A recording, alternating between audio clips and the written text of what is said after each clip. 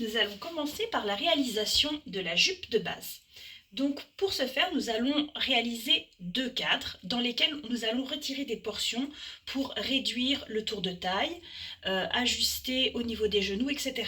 Donc la première chose que nous allons faire, c'est nous munir de la grille de mesure que nous avons prise. Donc la mesure du tour de taille, la mesure du tour de hanche, la hauteur entre la taille et les hanches et la hauteur entre la taille genou. À partir de ces mesures-là, nous allons définir la largeur et la hauteur de chacun de nos cadres. Donc pour rappel, les cadres, ça va être un cadre pour le demi-devant, donc le devant va être plié en deux sur ce cadre, un cadre pour le demi-dos. C'est pour ça que nous allons diviser par 4, parce que chaque mesure, en fait, va être divisée par un demi-devant, donc 1, 2 pour le devant, et la même chose pour le dos. Donc, et nous allons à chaque fois faire le devant un peu plus large que le dos. Donc nous allons diviser le tour de hanche par 4. Donc là chez moi, ma Gertrude, elle fait 116 cm de tour de hanche, donc divisé par 4. Donc ce qui nous donne 29. Donc le tour de hanche divisé par 4 égale 29. On va faire donc donc ça va nous permettre d'obtenir la largeur de notre cadre. Donc la largeur du cadre de devant va être plus grande que la largeur du cadre de dos. Donc on va prendre ces 29 cm plus 1 pour avoir la largeur du cadre devant. Et donc pour la largeur du cadre de dos, on fera 29 moins 1 cm.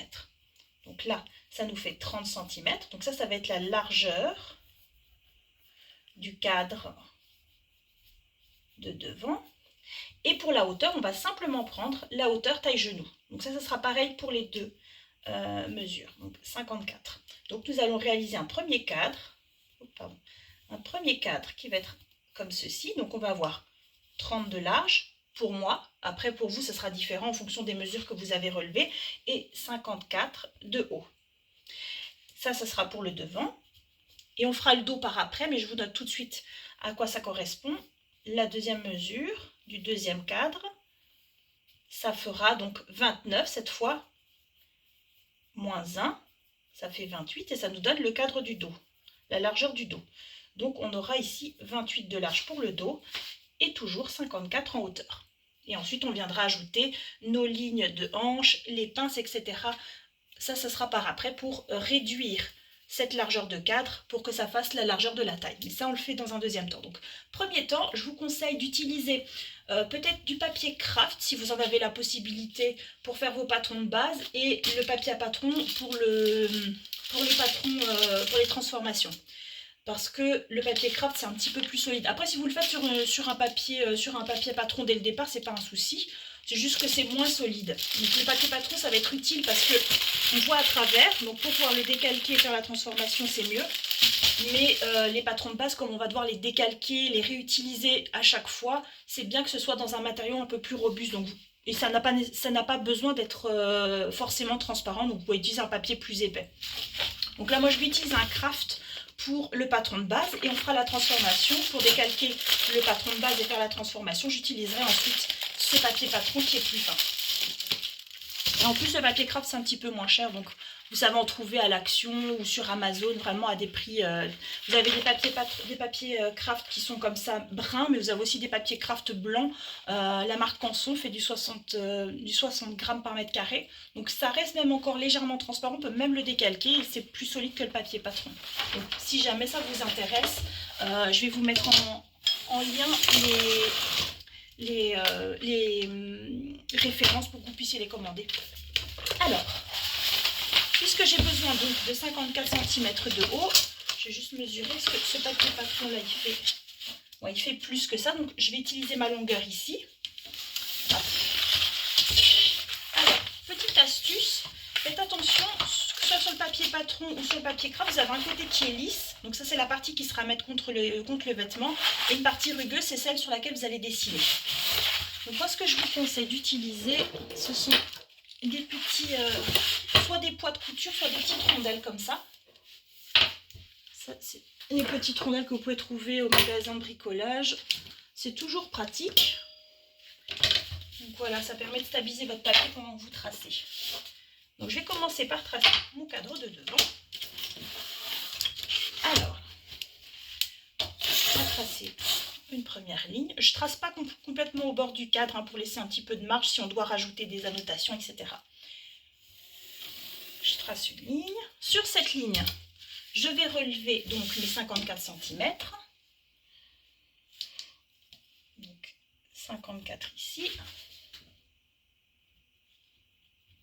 Voilà.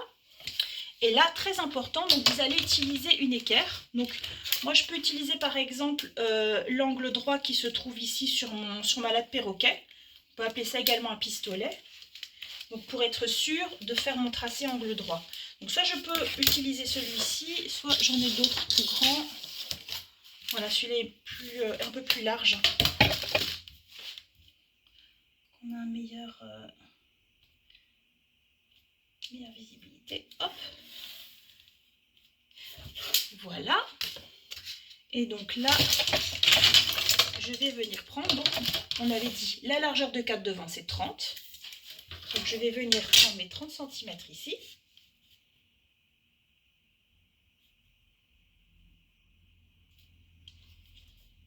Sur cette ligne.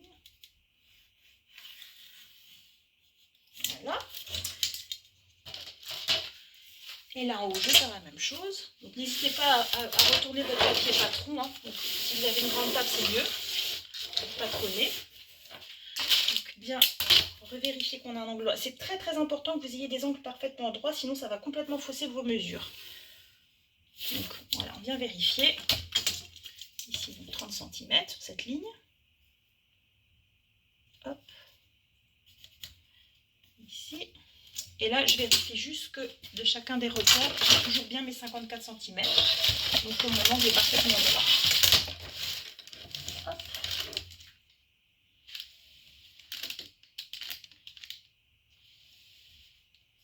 Ouais, j'ai un tout petit peu dévié.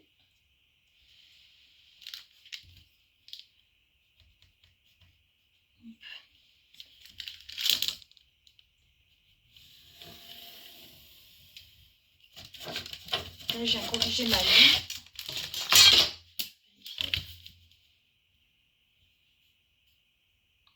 Vous voyez, j'ai un léger décalage, donc je viens revérifier. Je viens juste revérifier que ma ligne est bien. Cette fois, mon angle est bien droit. Quand on trace à la main, on a parfois des petits décalages comme ça. C'est tout à fait normal. Il ne faut pas hésiter à vérifier pour bien corriger. Hop. Voilà. Alors, mon cadre est tracé.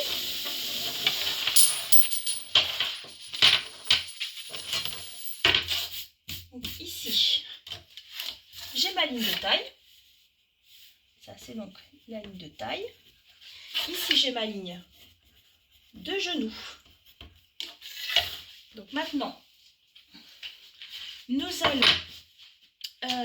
allons reporter sur ce patron, sur ce cadre, nous allons reporter les hauteurs. Donc la hauteur entre la taille et les hanches, c'est très important. Donc cette hauteur, chez moi, elle correspond à 26. C'est peut-être différent pour vous. Donc je vais venir prendre une petite latte pour reporter, donc sur chaque côté de mon cadre, cette hauteur de 26 cm. Pareil de l'autre côté. Et donc je viens tracer une ligne ici. Vous voyez, à chaque fois, on va tracer des repères. C'est comme sur la Gertrude. Vous avez vu, comme sur le mannequin, j'ai mis des bolducs rouges pour indiquer les différentes hauteurs, les différentes longueurs, etc. Ce sont ces mesures-là, ce sont ces lignes-là qu'on retrouve, en fait, qu'on va retracer sur notre patron. Comme ça, vous voyez la cohérence qu'il y a entre les deux. Hop. Donc, on a tracé ça. Et donc là, je vais noter ici que ça, c'est ma hauteur de hanche. Ma ligne de hanche. Ça va me permettre en fait de pouvoir mettre l'arrondi en fait sur le côté, l'arrondi du côté de la hanche. Et pour le devant, pour cintrer encore au milieu, on va venir faire des pinces ici. Vous voyez? Donc là maintenant, on a notre cadre qui est prêt. On va devoir maintenant réaliser nos pinces sur ce cadre pour pouvoir le cintrer. Donc rétrécir le côté pour créer l'arrondi de la hanche et puis créer la pince que nous allons devoir coudre ici. Donc il y a deux types de pinces. Les pinces qu'on appelle les pinces de sous-bras, donc ça veut dire ce sont toutes les coutures qui sont latérales, donc qui arrivent sous le bras comme leur nom l'indique. Donc ici on va dire que cette ligne-là, c'est le sous-bras. Et cette ligne ici, ça va être le milieu du devant. Parce que là on est sur un patron de devant. Donc je vais écrire devant, ça c'est un demi devant. Hein. Donc ça va être la ligne du milieu de devant.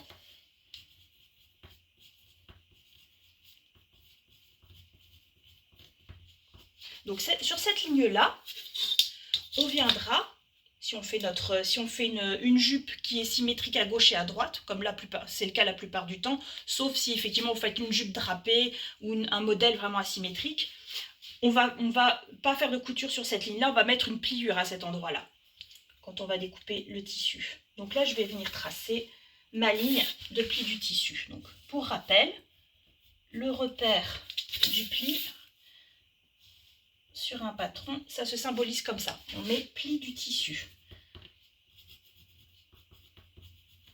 Et ça, c'est généralement soit sur le milieu devant, soit sur le milieu dos. Ça dépend du modèle. Et pareil sur le buste, on viendra également mettre une ligne de pliure au centre, sauf si on fait un patron asymétrique. Dans ce cas-là, on devra déplier, devra faire un devant complet, donc en une seule partie, au lieu de faire un demi-devant. Donc au lieu de diviser par 4, on divisera par 2 cette fois-ci, la largeur du cadre. Donc là maintenant, sur cette ligne de sous-bras, donc j'ai mis sous-bras, donc ça c'est la ligne de ici. Ça c'est la ligne de sous-bras. On l'appelle également SB. Comme ça, si vous voyez ce symbole dans le syllabus, vous comprenez que ça veut dire sous-bras. Donc maintenant, on va venir déduire la valeur des pinces. Donc la valeur, c'est la largeur. Et la hauteur, ça va être la profondeur de la pince verticalement. Okay, donc pour déduire la valeur des pinces, nous allons prendre notre tour de hanche. Donc là, j'ai 116 de tour de hanche, moins le tour de taille. Ce qui nous donne ici 32. Je vais diviser ça par 4 pour savoir quelle largeur ici sur cette ligne-là j'ai à absorber, j'ai à réduire pour obtenir la largeur de la taille. Parce que ça, c'est la largeur des hanches pour l'instant. Divisé par 4. Donc là, j'ai 8 cm à répartir. Donc, je vais mettre davantage ici au niveau du sous-bras que dans la pince qui sera cousue. Donc, sur la ligne du sous-bras, ici, en fait, on va créer une pince qui va aller de la hanche jusqu'à la taille en arrondi. Et en fait, ça sera une valeur ici que nous allons déduire. On va directement, quand on fera notre patron définitif, donc notre transformation, on viendra directement tracer ici. On n'aura pas besoin de couper cette partie-là en tissu, parce qu'on viendra directement coudre ici. Par contre, cette partie-là, on va la conserver dans le tissu et on viendra la coudre. C'est une pince qui sera cousue par opposition à celle-ci qui sera déduite. Donc, ces 8 cm, on va les déduire de la façon suivante. On va retirer... donc, généralement, on met plus dans le sous-bras que dans la pince qui est cousue. Donc là, par exemple, je pourrais mettre 5 cm ici et 3 ici. À savoir que c'est mieux d'éviter de dépasser les 3 cm et demi sur la pince cousue parce que sinon, ça risque de faire ressortir trop la pointe de la pince. Donc là, je pourrais par exemple retirer 3,5 ou 3 cm ici et puis mettre le restant dans le sous-bras. Évidemment, si ça dépasse un certain nombre de centimètres, donc si ça dépasse 9 cm, la différence entre la taille et les hanches, dans ce cas-là, on va mettre 2 pinces pour éviter que ça dépasse de trop. Donc là, le maximum ici, ça va être 5, et là, le maximum ici, c'est 3,5. Donc jusqu'au 8 cm et demi, on peut mettre une pince ici de 3,5 et une pince ici de 5. Ou moins ici, ça peut être symétrique. Hein. Par exemple, si vous avez 4 cm à absorber, on peut mettre 2 cm ici et 2 cm ici. Donc là, chez moi, on retire 3,5, ça me fait 4 cm et demi ici au niveau du sous-bras. Donc ici, je vais retirer 4,5. Et là, ici, je vais retirer donc 3,5 quelque part ici. Donc pour savoir à quel endroit je vais retirer, je vais déjà commencer par retirer mes 4 cm et demi ici. Hop. Donc 4,5. Hop.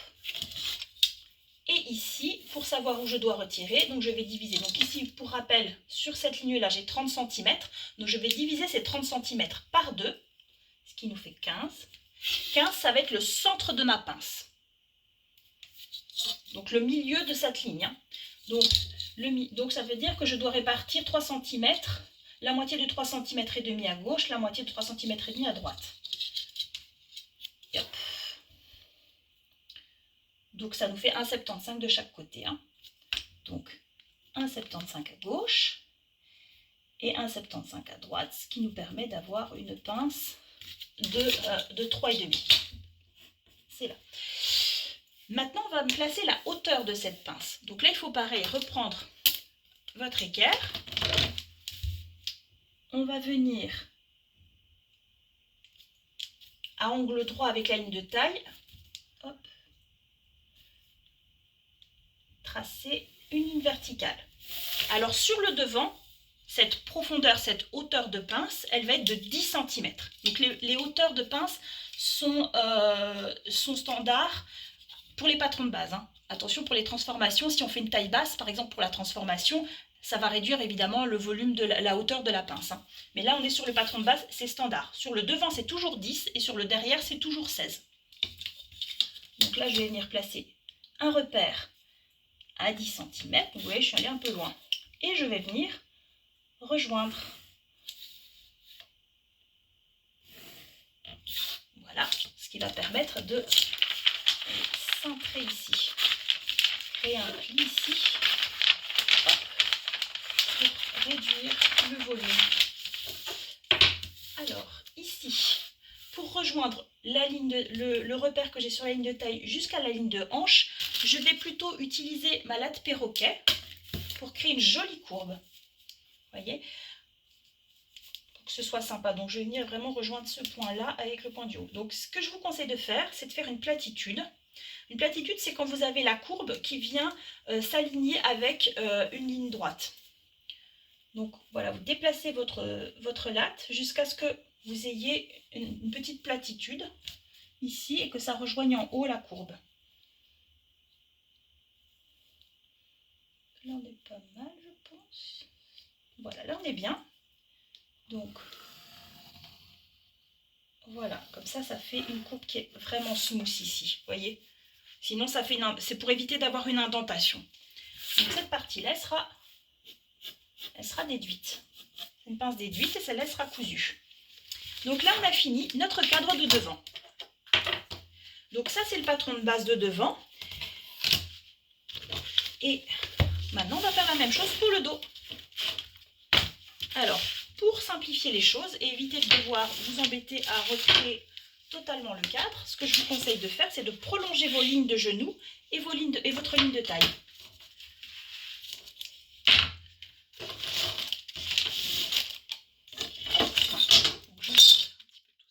Et pareil pour la ligne de hanche, ça va nous faire gagner un petit peu de temps.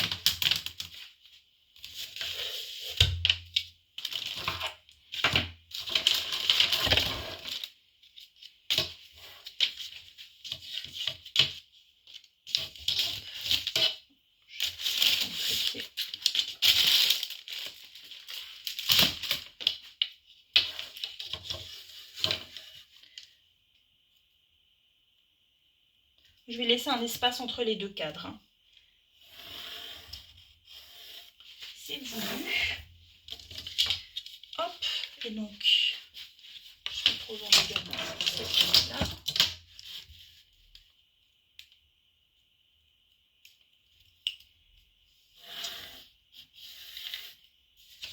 Et la ligne de taille tout en haut.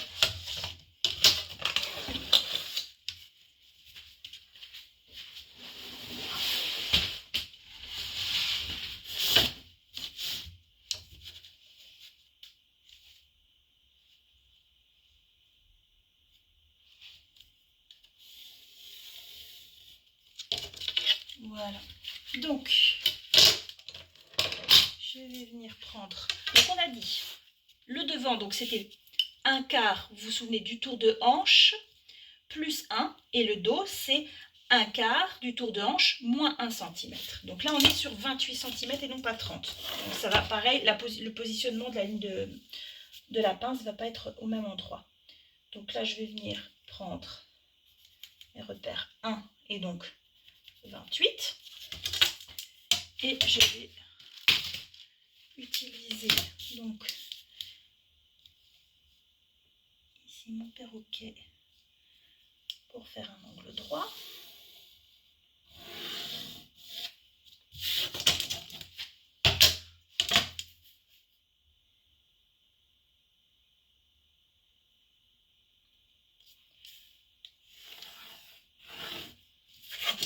J'ai 28 ici et je vais prendre 28 aussi en haut. Et je vais rejoindre.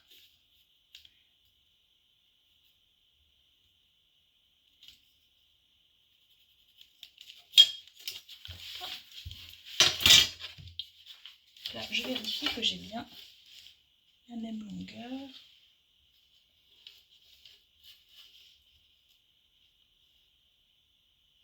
C'est nickel, j'ai parfaitement mes 54 cm. J'ai pas besoin de corriger cette fois-ci. Il est parfaitement aligné.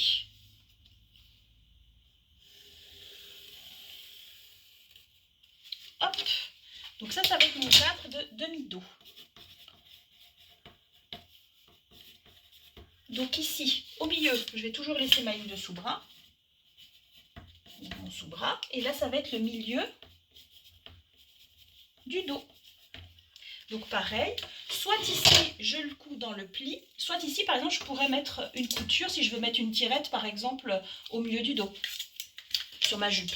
Ce qui va être généralement le cas si on fait une jupe droite ou une jupe évasée. Après, on peut aussi bien mettre la tirette ici au niveau du sous-bras sur le côté, hein. C'est comme vous voulez, ça dépendra du modèle que vous voudrez dessiner. Si vous mettez des poches, par exemple sur les côtés, des poches insérées, bah, évidemment, vous n'allez pas mettre la tirette au même endroit que la poche. Ça va tout le temps se prendre dedans, ça va être une catastrophe. Donc dans ce cas-là, vous mettez la tirette dans le dos. Pareil, si vous faites une fente en bas de la jupe, si vous faites une jupe droite par exemple, ou une jupe crayon, vous allez devoir faire une fente au milieu. Dans ce cas-là, bah, vous allez avoir une couture d'office au milieu du dos si vous faites une fente. Donc vous allez mettre votre tirette dans le prolongement de cette couture. Ce sera beaucoup plus logique, ça aura plus de sens. Donc là, je ne vous mets pas de repère de pli, ça dépendra du modèle que vous voulez faire. Donc ici, c'est toujours la taille. Ici, c'est toujours la ligne de hanche. Ici, c'est toujours la ligne de genou. Donc, on va reprendre nos petits calculs. Donc, on avait dit que on va refaire pour le placement des pinces. Donc, ça va être les mêmes valeurs. Ça va être toujours 4,5 ici pour le côté, pour le sous-bras.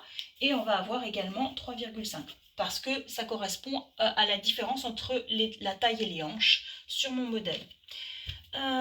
Donc là par contre, ici on n'a plus 30 cm, on a 28. Donc il va falloir diviser 28 par 2 pour savoir à quel endroit sur cette ligne on va placer le milieu de la pince qui va être cousue.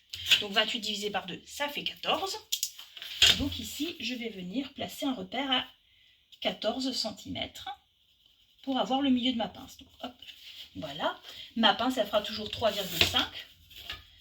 Donc je vais avoir 1,75 à gauche et 1,75 à droite de ce repère central. Et là, comme je vous l'ai dit, le milieu de la pince, il faut le tracer. Je vais le mettre un peu plus près parce que je ne vois pas bien. Hop, vous allez tracer donc cette ligne verticale à la perpendiculaire de la ligne de taille. Et là, on va venir porter un point à 16 cm sur le bas de ce repère. Et donc là, on va venir rejoindre. Ça vous permet d'avoir une pince bien symétrique. Je n'ai pas appuyé assez de l'autre côté. Je vais un peu plus. Comme ça, vous voyez bien. Voilà. Et ma ligne de sous-bras, je vais retirer encore 4,5 ici. Donc je vais venir prendre mon perroquet et faire la même chose que de l'autre côté. Donc chercher une platitude qui permette de rejoindre ici. Voilà, donc là je suis bien. Je vérifie bien avec la largeur du crayon. Et voilà, et j'arrive parfaitement ici. Donc ça c'est la valeur à déduire. Donc ça reprend la forme de votre corps, pas la forme du corps de mon modèle.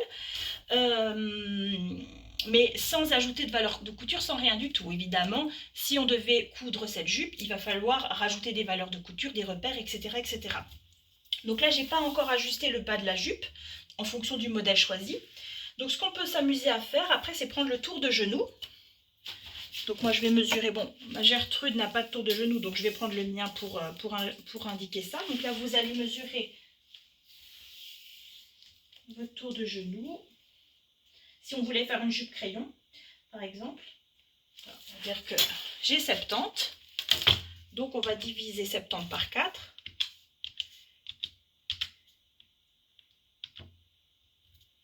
Ça fait 17,5. Donc sur le devant, bah pareil, plus 1. Plus 1, ça nous fait 18,5. Donc on viendrait placer un repère ici à 18,5. Ça, c'est mes mesures à moi. Hein. Les vôtres sont différentes. Donc je mets juste un petit repère. Ça va nous permettre en fait de directement sur le patron de base, je vais vous mettre les repères pour faire des jupes crayons ou des jupes droites. Ou juste le patron de base sans évasement du tout. Comme ça, vous allez avoir les 3 repères, vous pourrez les décalquer plus rapidement parce que c'est vraiment très proche de ça. Donc pour le dos, par contre, donc on va faire 17,5 moins 1, ça fait 16,5. Donc on part toujours du milieu. 16,5. Donc ça veut dire que au plus serré, si je devais faire une jupe moulante, je viendrai serrer comme ça. Voilà, mais je ne le ferai pas évidemment. Hein. Donc là, on viendrait comme ceci. Mais là, là,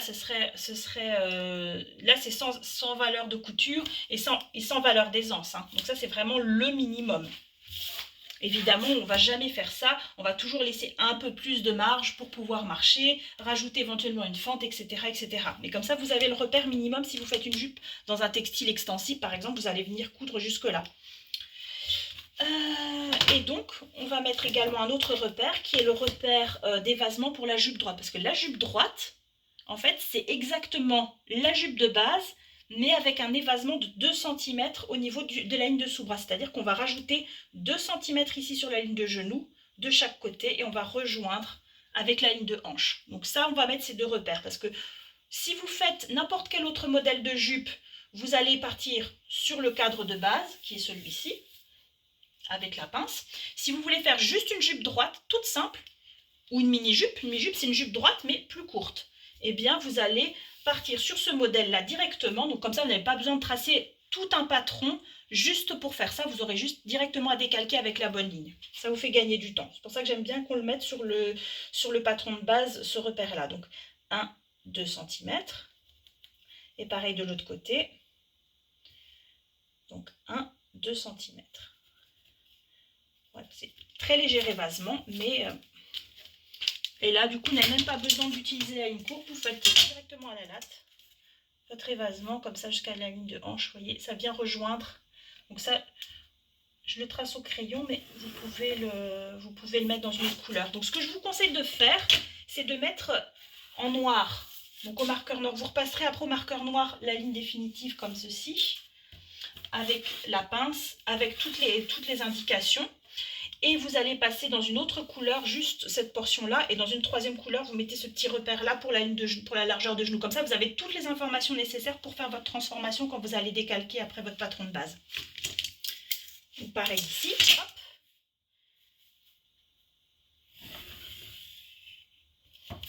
Et on comme ça.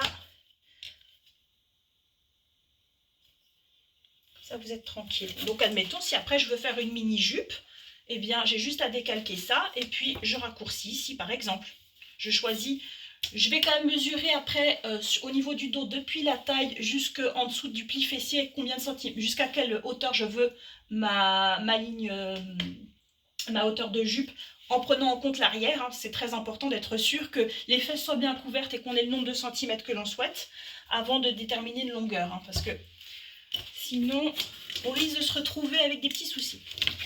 Voilà pour cette première étape et je vous retrouve après pour le patron, pour la transformation du patron de base de la jupe.